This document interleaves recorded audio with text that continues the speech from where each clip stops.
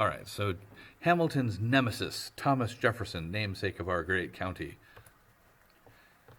he absolutely believed in democracy. He believed that regular people, even if they weren't particularly educated, had a right to vote and had some good common sense, and that therefore people should be able to vote. In fact, Jefferson was for reducing or eliminating property restrictions on voting. He thought everybody should have a shot at voting, and he also believed in states' rights. One thing I didn't mention about Washington and Hamilton is that they believed in a strong federal government. They wanted the U.S. government to have a lot of power and to be able to tell the states what to do in more things, whereas Jefferson wanted the federal government, the U.S. government, to be small, not to do that much, and to pretty much leave the states alone to make their own decisions about things, including slavery, right? Jefferson, like Washington, was born rich, owned a bunch of slaves.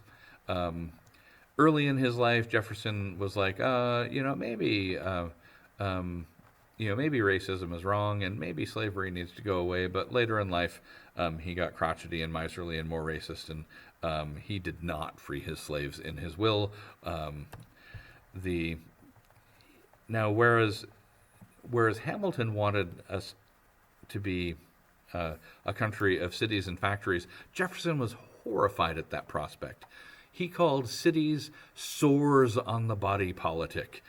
He thought factories were horrible because he thought that how miserable would it be to live in a city and have to pay rent because you can't you don't own a house, and you go and work in a factory. To Jefferson, that sounded little better than being a slave. He wanted the United States to be a country of farmers forever. And when he said country of farmers, he actually didn't mean fat cat plantation owners like himself. He idolized the yeoman farmer, the regular family farmer, the guy with 100 acres who's just working his own land with his own family. That, to Jefferson, was the quintessential American. And that was a realistic view because that's what most Americans were, right? The country was 90% rural and agricultural at that point. So Jefferson was recognizing reality. Now, he was a little bit naive because while he did imagine the United States growing and promoted the growth of the United States territorially, it just wasn't possible for us to remain a country of farmers forever.